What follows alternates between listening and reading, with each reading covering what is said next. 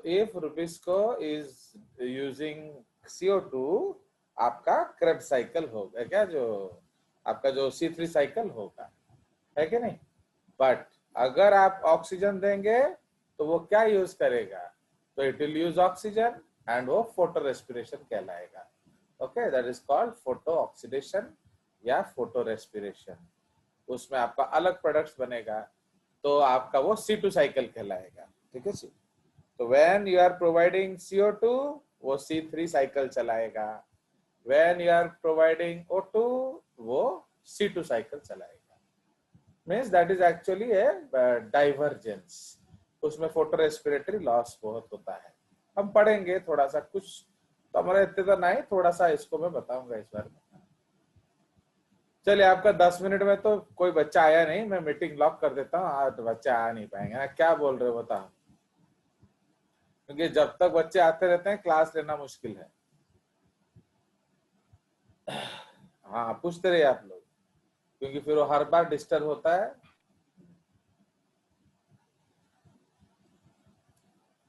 Next question. तुम जो सवाल पूछे हो ना, वो आपका that is what we will study today, that is C3 cycle and C2 cycle. तो वो सब है नहीं, आप साइकिल आपका है नहीं, मैं सिर्फ आपको C3 साइकिल पढ़ाऊंगा, बाकी थोड़ा सा स्टोरी सुना दूंगा बस।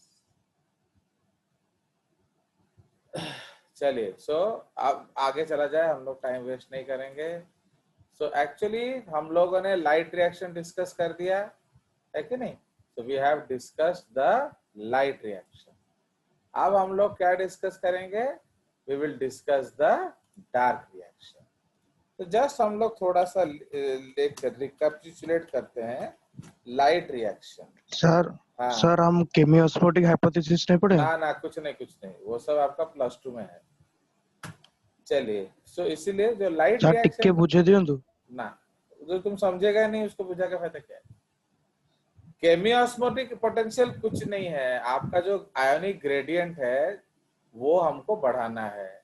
आई will try to tell you, actually वो अभी आप लोग पता नहीं समझ पाओगे कि नहीं, आई जस्ट शो यू। तो अगर आप समझ लिए बढ़िया बात है। केमियोस्मोटिक पोटेंशियल का मतलब कुछ नहीं है, सिर्फ एक ग्रेडियंट क्रिएट करना है। देखो, अगर हम ATP बनाने के लिए एनर्जी खर्च करेंगे फिर फायदा क्या है। इफ यू रिमेम्बर, साइक्लोन जब हुआ था, क्या जो हमारा जो क्या हो गया था अभी बीच में, हाँ साइक्लोन हो गया था अभी। तो जब साइक्लोन हो गया था तो आई डोंट नो कटक में हुआ कि नहीं, बट भुवनेश्वर में लोग इन्वर्टर का बैटरी चार्ज करने के लिए भी लोगों को पैसा दे रहे थे। That is they used to bring this generators and उससे इन्वर्टर का बैटरी चार्ज कर रहे थे। कटक में ऐसा कोई इंसिडेंट आप जानते हो, बोलिए। Any such incident you yes remember in sir, Cuttack? Cyclone के टाइम सब जनरेटर लगाकर पानी डाल रहे थे, उसके बाद नहीं, पानी तो डाल बहुत रहे सारे। थे, वो अलग बात है, बट इन्वर्टर लगा के आपका जो क्या है उसको कहते हैं जनरेटर लगा के आपका बैटरी को भी चार्ज कर रहे थे। यस सर, मेरे सर हमारे घर में भी तो हुआ था सर वही हाँ, इंसिडेंट। तो उससे हुआ क्या, तब मानने अभी आप वो आई यू नो लोगों ने भुवनेश्वर में 1500 रुपए दिया, 1500 रुपीज पानी चढ़ाने के लिए एंड 1 घंटा बैटरी चार्ज करने के लिए। ठीक है, ये सर इधर भी वही हाल तो था। अब वो जब चले गया जो जनरेटर वाला, वो लाइट आपका 10-5 मिनट जला फिर बंद हो गया।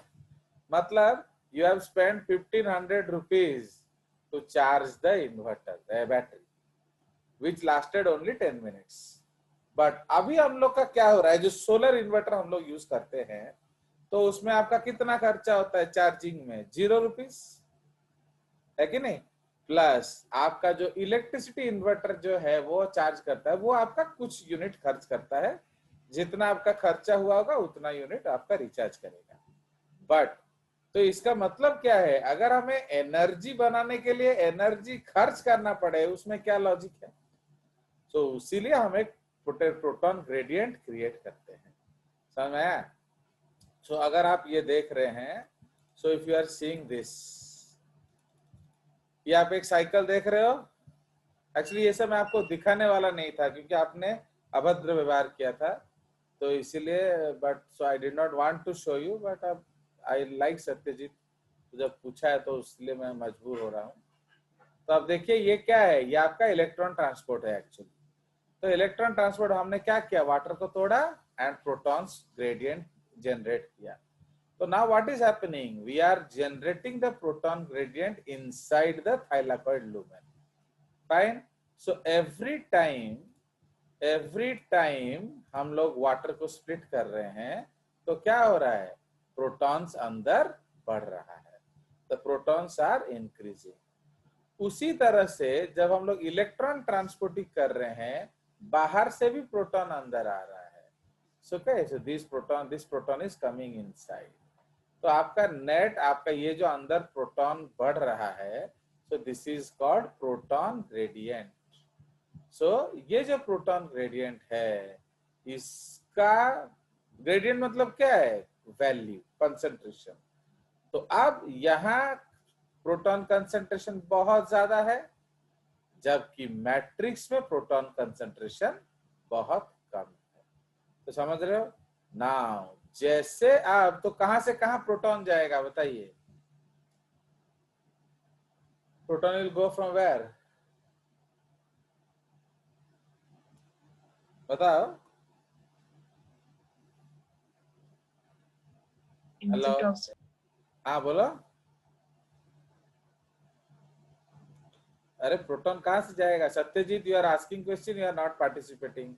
Yes sir, higher to lower concentration. Don't tell me that, आप बताओ कहां से कहां जाएगा, बिकॉज मैंने आपको बोला है लूमेन में हायर है एंड मैट्रिक्स में लोअर है, तो कहां से सर कहां जाएगा? लूमेन से मैट्रिक्स तक, लूमेन से मैट्रिक्स। तो अब ये जो प्रोटॉन गया, इसने एटीपी सिंथेज को एक्टिवेट किया एंड वो एडीपी में पीआई जोड़ के एटीपी बना दिया।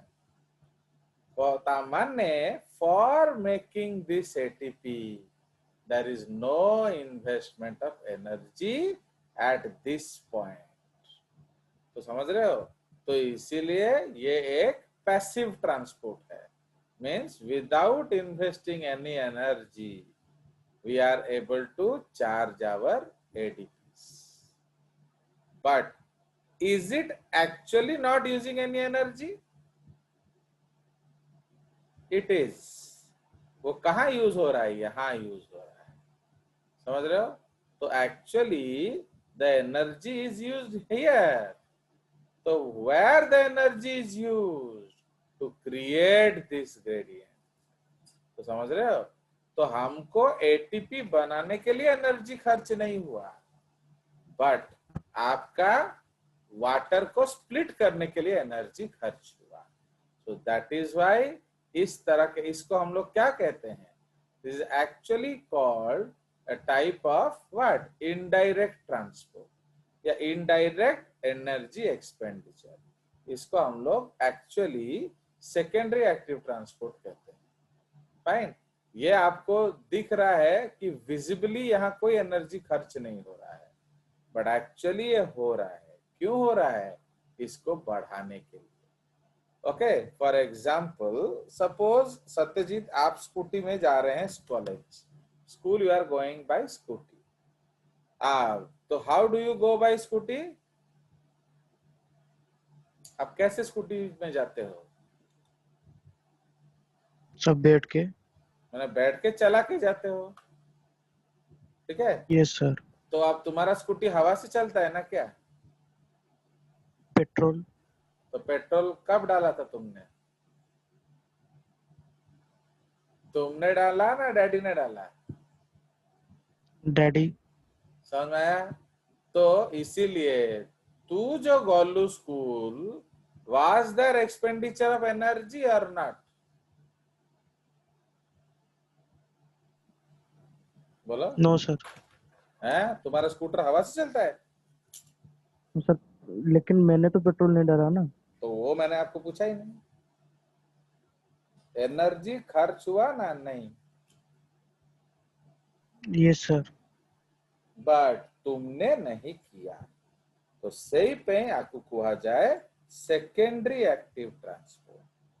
बट अगर तुमने खर्च किया होता, जैसे अभी मैं जाता हूं तुम्हारे स्कूल, तो मैं क्या करता हूँ, पैसा देता हूँ ओले वाला को, अब आपके स्कूल में क्लास लेकर आता हूँ। तो मेरा ट्रांसपोर्ट किस तरह का है, बोलो? Primary primary active primary transport. Now किसी किसी दिन अगर आपके सर मिल जाते हैं तो वो मुझे लिफ्ट दे देते हैं, तो उस केस में मेरा ट्रांसपोर्ट कैसे हुआ? सेकेंडरी पैसिव ना एक्टिव? एक्टिव क्यों एक्टिव? Why active? अरे वो एक्टिव क्यों हुआ?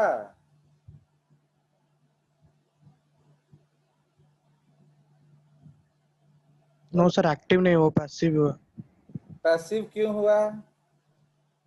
तो देखिए लो सत्यजीत सर क्योंकि तो कितना कंफ्यूज रहता है। भाई मैं तो आपको क्वेश्चन पूछ रहा हूँ, मैं थोड़ी कोई इनसे से झगड़ा कर रहा हूँ। मैंने बोला जब मुझे सर ने लिफ्ट दिया अपने कार में, तो वो किस तरह का ट्रांसपोर्ट है बताइए, सोच के बताओ।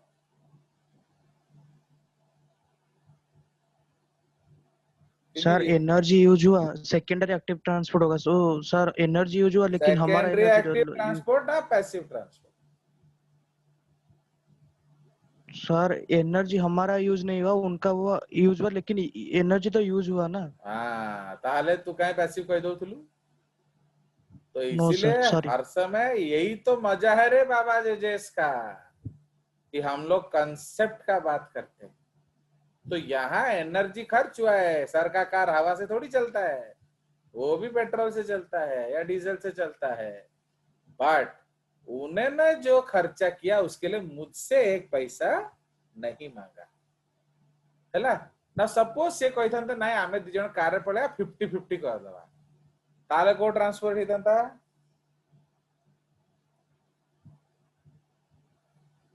Sir primary active. Active, primary active. अब समझ में आ गया? तो यही चीज मजा है। बट बहुत लोग आपको बोलेंगे पैसिव ट्रांसपोर्ट है। It is appearing to be passive, क्योंकि यहाँ ग्रेडियंट बढ़ा हुआ है, बट ये ग्रेडियंट अपने आप थोड़ी बढ़ गया। ये ग्रेडियंट को हमने जानबूझ के बढ़ाया। अंडरस्टूड?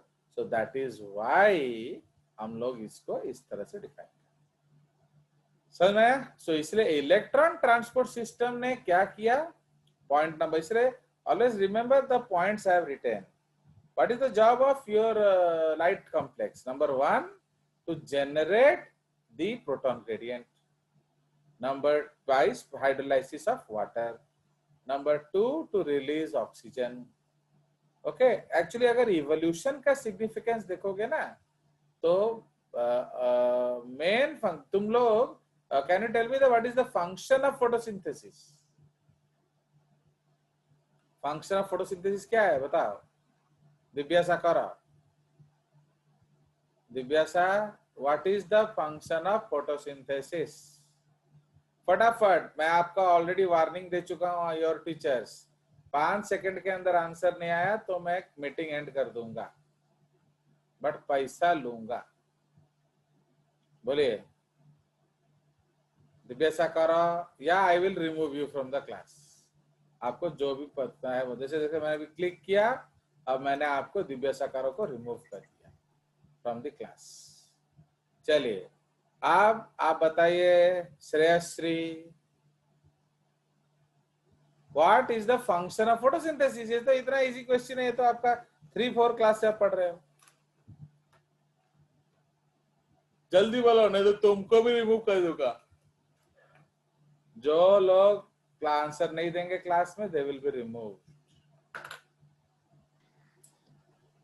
जल्दी बताओ सर विद इन 5 सेकंड। हाँ जल्दी बोलो। सर हाँ बोल। फोटोसिंथेसिस का प्लांट्स करते हैं और प्लांट्स को उससे फूड मिलता है दो हो और वाटर। हो इतना स्टोरी मत सुनाओ, 1 वर्ड में बताओ क्या उसका प्रोडक्ट है, बोलो। Yes sir. ग्लूकोज। नहीं, और ग्लूकोज कहाँ नहीं, oxygen? Not glucose, only food. ठीक है, तो इसलिए आप कह रहे हो कि सर फोटोसिंथेसिस का मेन कंसेप्ट है food production. Sambhav Mishra, are you satisfied with Shreshtha's answer? Sir no sir. Then you tell your answer.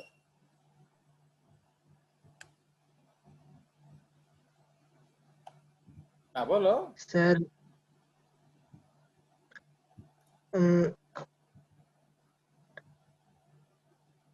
बोलो, ऐसे कालू वालू में सब पढ़ के तुम लोग का हजम हो चुका है। अभी ये सब, अभी तो हमारा शुरू हुआ है टॉपिक, तो तुम्हारा खत्म हो गया होगा लाइफ प्रोसेस। स्कूल में तो लाइफ प्रोसेस सॉरी जीवन ही था हमारा। जल्दी बताइए, what is the function of photosynthesis? इतने सब में मिजरेबल आंसर है यार। सर वो ऑक्सीजन देता है मन में प्रोडक्ट में, मतलब कैसे बताऊं, बता नहीं सकता, जानता हूँ। मुंह से बताओ। तो actually sir most of you know that the product of photosynthesis is food. So plants produce food, and that is the reason they are called autotrophs. They are the feeders of the whole world. है कि नहीं? अगर plants नहीं होते तो किसी को खाने को कुछ नहीं मिलता, तो वो प्रोड्यूसर्स हैं। समझ में आया? बट अगर आप मेरे को पूछो, ये मेरा आंसर है, सबका नहीं, ये मेरा आंसर है। मेरे अनुसार प्लांट्स का मेन प्रोडक्ट है oxygen. You can challenge me, why sir? तो देखो व्हाई ये, क्योंकि जब तक ऑक्सीजन नहीं आया, ओके, एटमॉस्फेयर बना नहीं। जब तक एटमॉस्फेयर बना नहीं, आपका ओजोन लेयर बना नहीं। जब तक ओजोन लेयर बना नहीं, तब तक temperature of the earth was 200 to 400 degrees centigrade. समझ रहे हो? Can life be possible in this temperature? No sir. No. Very simple. तो समझ में आया? इसीलिए ऑक्सीजन आया, तो दो बुक्स में लिखा था oxygen is a by product, but इतना अच्छा बाई प्रोडक्ट दुनिया ने नहीं देखा रे बाबा। तो जो ऑक्सीजन लिबरेट हुआ, उसने एटमॉस्फेयर को ऑक्सीजनिक किया।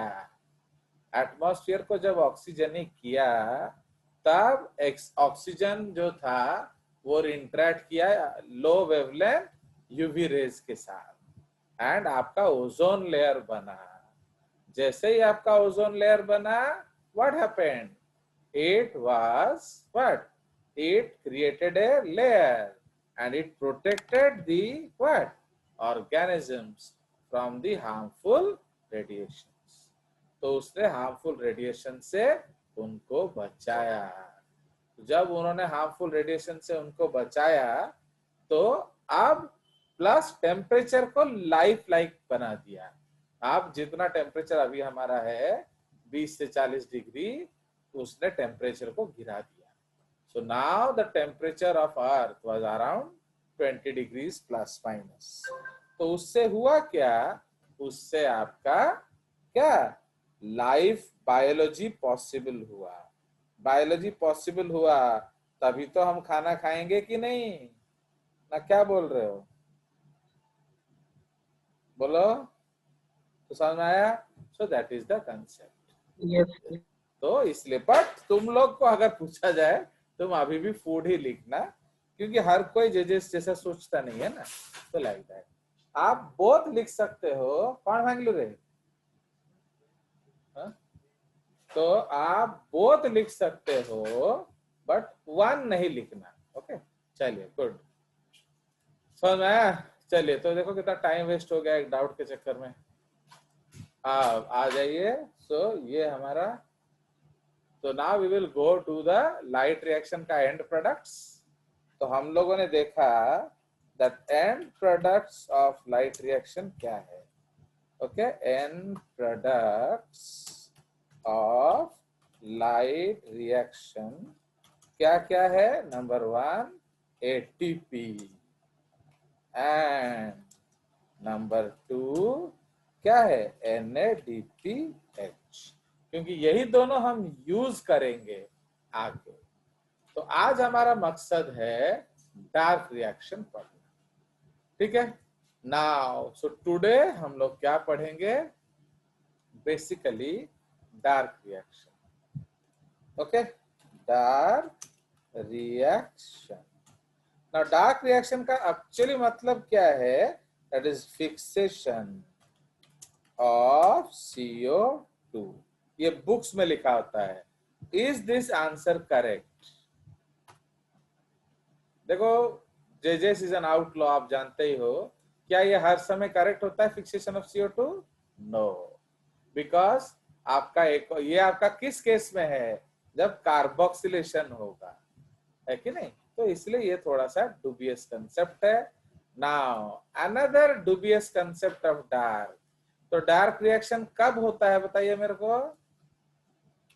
So this name is a misnomer. मतलब क्या है misnomer? It is not essential, it is not essential that darkness will ensure these set of reactions। तो समझ रहे हो?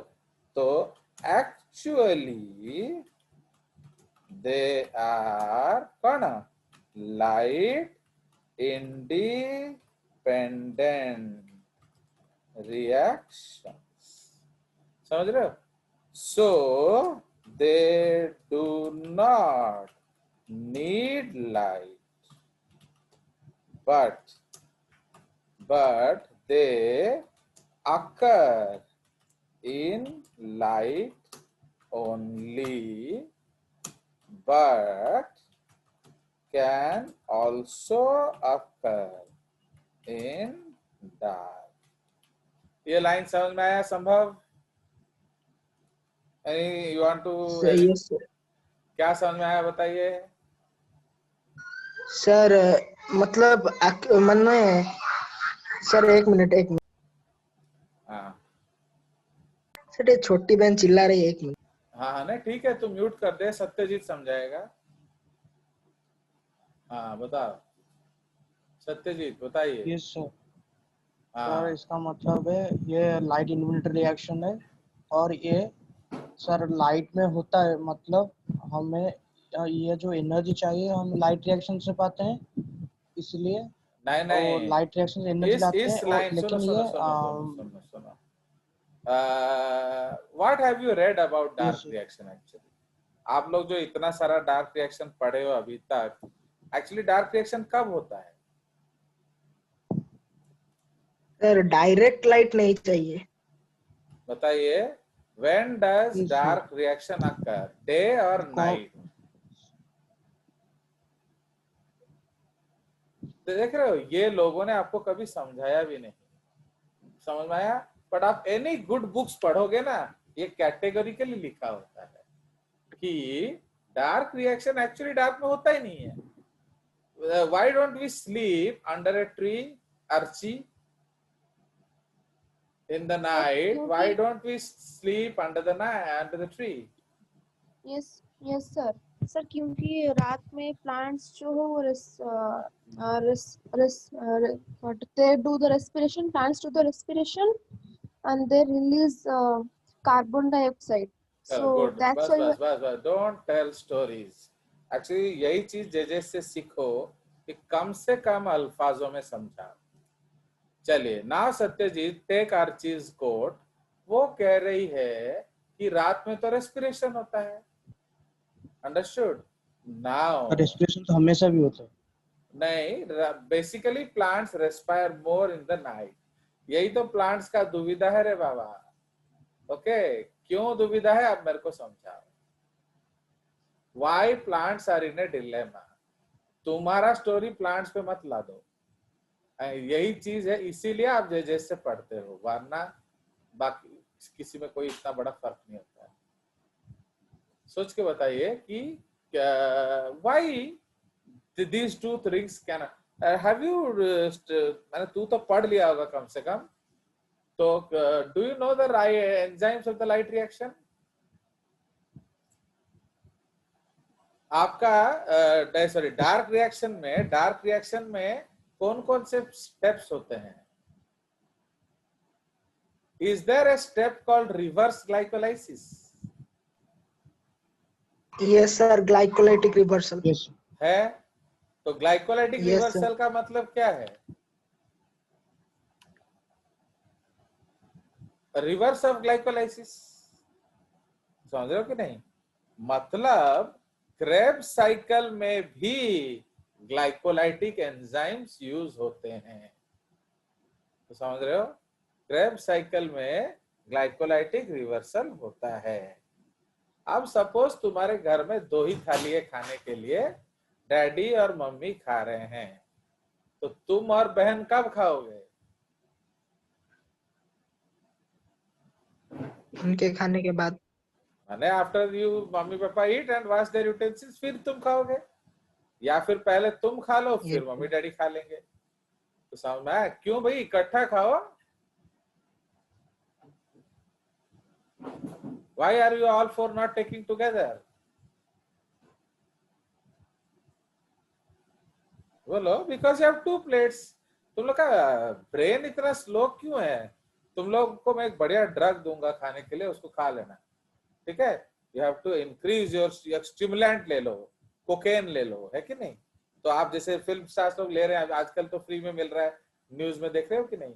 हर न्यूज चैनल में आपको मिल रहा है कैनाबिनॉइड्स, आपका मिल रहा है कोकेन, खा लो एकदम फास्ट हो जाओगे, समझे? एमडीएमए खा लो ना, ये जो खा रही है एरिया, तो वो खा लो, आपका एक्टिवेट हो जाएगा। अब सुनिए, तो इतना सुस्त मत रहो। तुम्हारे पास 2टा थाली अच्छी, 4 जन केमती खाइबो? 2 जन तले खाइबो ना कौन? तो इसीलिए जनरली हम लोग का जो dark reaction and glycolysis, they have common enzymes. तो आइदर तो ग्लाइकोलाइसिस होगा या डार्क रिएक्शन होगा। तो व्हाट टू डू सत्यजीत? कुछ एक बार्गेनिंग करो, किसी तरह से एक सुलह करवाओ। सर सुबह लाइट रिएक्शन, रात में डार्क रिएक्शन। हाँ, तो सुबह हम लोग लाइट कर देंगे, रात को डार्क कर देंगे। तो रेस्पायर कब करेंगे?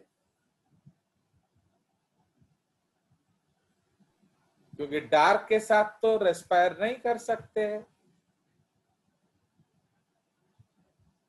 बुझे लोगे नहीं? अब देखो सी सत्यजीत बिस्वाल, आपने इतना सारा इंस्टीट्यूट में पढ़ लिया, फिर भी ये आपको पता भी नहीं चला कि इतना बड़ा एक तो लफड़ा है, तो समझ रहे हो? सो डार्क में आप चाहते हो कि डार्क रिएक्शन हो, मेरा कोई दिक्कत नहीं, I don't have any problem, but रात को रेस्पिरेशन होगा नहीं, फिर अर्ची का गला दबा दो, वो गलत चीज बताती है हम लोग को। अर्ची ने भी हम लोग को क्या बताया कि रात में हम क्यों पेड़ के नीचे नहीं सोते हैं? क्योंकि वो रेस्पायर करता है। तो कौन सही है? अर्ची सही है ना तुम सही है Satyajit Biswal, according to your knowledge? Archi सही है। तो इसका मतलब डार्क रिएक्शन कब होता है? Day time. जनरल, समझ आया? तो यही मैंने लिखा है। So they do not need light, but they occur in light only. क्यों? बिकॉज अब उस समय रेस्पिरेशन नहीं होता है। दे बट, इधर फिर बट क्यों लगाया? अगर कुछ गड़बड़ हुआ, but can also occur in dark, समझ रहे हो? तो इसलिए ये डार्क में भी हो सकता है। डार्क यहाँ मतलब है नो सनलाइट। अगर आप दिन में लेके पेड़ को अंधेरे में रख दो तो भी वहां डार्क रिएक्शन हो सकता है। ओके, तो ये याद रखना। तो डार्कनेस में जब यहाँ लाइंस लिख रहा हूं, ये सनलाइट के बारे में है। तो क्यों डार्क रिएक्शन लाइट में होता है? क्योंकि जनरली रात को प्लांट्स रेस्पायर करते हैं। चलिए, तो ये आप याद रखेंगे, ये मैं आपको दिखाऊंगा। I will tell you, I will quote you a book, आप उसको देख लेना, ठीक है? ये बहुत बढ़िया कंसेप्ट है, इसीलिए टेक्निकली हम लोग उसको क्या कहते हैं? लाइट इंडिपेंडेंट रिएक्शन, ठीक है? इस रिएक्शन का लाइट से कोई वास्ता नहीं है। Now Archi ji, can we Yes, sir. Correlate कि फोटोसिंथेसिस का लाइट से कोई जरूरत नहीं है? इसी बात को लेकर फोटोसिंथेसिस तुमने क्या बोला था? Synthesis of food. तो सिंथेसिस ऑफ फूड डार्क में होता है। तो अब अगर डार्क रिएक्शन को लाइट नहीं चाहिए, तो क्या फोटोसिंथेसिस को भी लाइट नहीं चाहिए? No, क्या? sir. Photosynthesis को तो light चाहिए. क्यों? Because light reaction is also there. बस, वेरी गुड। तो देख रहे हो, इस तरह से आपको रिएक्टिव होना है। डेड डक्स जगाधा जैसा नहीं बैठना है, रिएक्टिव हो। सर फोटोसिंथेसिस 2 स्टेप है, लाइट रिएक्शन, डार्क रिएक्शन। तो लाइट रिएक्शन के लिए लाइट चाहिए, डार्क रिएक्शन के लिए लाइट नहीं चाहिए। इसलिए हम कह सकते हैं कि light is not required for dark, but ये नहीं कह सकते हैं कि light is not required for photosynthesis. Understand?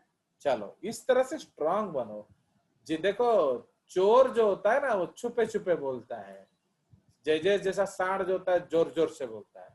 इसलिए एकदम इतना सॉलिड कंसेप्ट रखो कि चिल्ला चिल्ला के बोलो। समझ रहे हो? चोरों की तरह छुप छुप के बोलने का कोई जरूरत नहीं है। My student should talk with loud noise. चलिए, सो अब आ जाइए। तो अब हम लोग का जो टॉपिक है, so this is the concept of dark reaction. तो एक्चुअली क्या होता है, एंजाइम्स आर कॉमन। मैं आपको दिखाऊंगा, I will show you, don't worry. चलिए, तो ये हमारा डार्क रिएक्शन का है। तो इस केस में क्या रेड पॉइंट क्या है? तो it uses the most abundant protein और एंजाइम ऑन अर्थ। ठीक है, it uses the most abundant protein या enzyme on earth, known as क्या? रूबिस्को। उसको इसी तरह से लिखना आपको। ये उसका एक साइंटिफिक नेमिंग कंसेप्ट है। ओके, तो this is called rubisco. Rubisco. तो RUBP, कार्बोक्सिलेज ऑक्सीजनेज। तो इसका फुल फॉर्म क्या है? Ribulose biphosphate carboxylase oxygenase. Bisphosphate carboxylase and oxygenase. ठीक है। Now most common cycle is referred to as क्या? C3 cycle, and you will be proud to know which was awarded the Nobel Prize also. The most common cycle is referred to as C3 cycle. क्यों? As the first product is a क्या? Is 3-PGA, 3-phosphoglycerate. Okay, इसको 3-phospho-PGA कहते हैं। That is the 3-phosphoglycerate. आपके book में phosphoglyceric acid लिखा हो सकता है, कोई गलती नहीं है। एक्चुअली बायोलॉजी में सेल्स के अंदर आयोनिक फॉर्म में मिलता है, इसलिए I will be writing ionic form. आप इसको फॉस्फोग्लिसरिक एसिड लिख सकते हो, वो नॉन आयोनिक फॉर्म है। ठीक है। तो most common cycle is referred to as C3 cycle, as the first product is 3-PGA. Now it is also known as Calvin cycle.